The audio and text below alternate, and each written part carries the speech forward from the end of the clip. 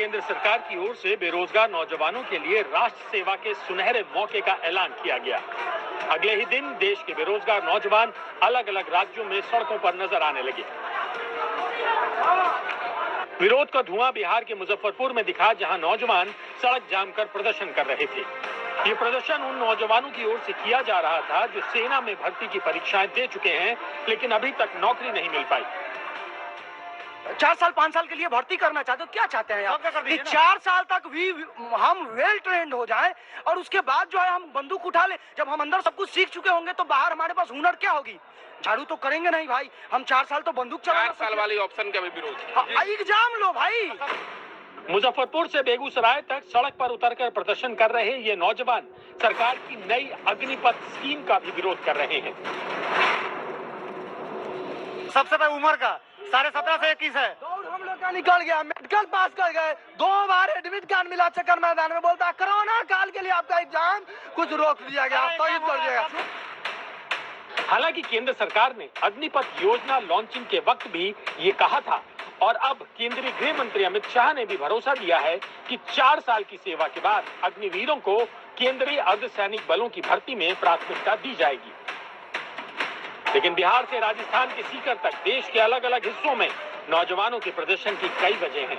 एक तो सेना की बहाली में लेट लतीफी हो रही है, ऊपर से नया नियम लागू होने के बाद 21 साल से ज्यादा उम्र के नौजवानों के हाथ से सेना में भर्ती के रास्ते बंद हो जाएंगे। 4 साल का सिस्टम लगाया है, इसमें 4 साल बाद में यदि 25% को लेंगे उसमें हमारा नंबर आएगा या नहीं आएगा। 4 साल बाद में हम बेरोजगार हो जाएंगे। मैं ये कहना चाहता हूँ, ये जो अग्निवीर वाली ये जो योजना लागू की है ये अच्छी नहीं है, क्योंकि घर वाले इस आशा से हमें भेज रहे हैं हॉस्टल में कि बच्चा नौकरी लग के है तो 4 साल के बाद में घर पे भेज देंगे तो बेरोजगारी आ जाएगी। राजस्थान के झुंझुनू से लेकर हरियाणा के भिवानी तक ये नौजवान सेना की भर्ती में शामिल होने के लिए पिछले 2 साल से प्रतिदिन वर्जिश करते हैं। लेकिन सेना में खाली पदों और भर्ती की हालत ये है कि भारतीय सेना में 1.25 लाख से ज्यादा पद खाली हैं, जिन पर पिछले 2 साल से बहाली नहीं हुई है, जबकि सेना से औसतन 60,000 सैनिक हर साल रिटायर होते हैं। लेकिन 2 साल बाद अब सेना में नए तरीके से बहाली का ऐलान हुआ है, तो रक्षा मंत्री ने अग्निपथ योजना के तहत तीनों सेनाओं में करीब 46,000 भर्ती का ही ऐलान किया है, जो रिक्त पदों के मुकाबले करीब 80,000 कम है। सेना में बहालियों को रोके जाने और अब सीमित संख्या में सशक्त अग्निपथ स्कीम के तहत बहाली से बेरोजगारी पर कितना फर्क पड़ेगा, इसका अनुमान इन आंकड़ों से लगा सकते हैं कि साल 2015-16 में सेना में 31,804 भर्तियां हुई थी और आखिरी बार साल 2019-20 में 80,572 भर्तियां हुई, जबकि इस साल सिर्फ 46,000 भर्तियों का ऐलान हुआ है।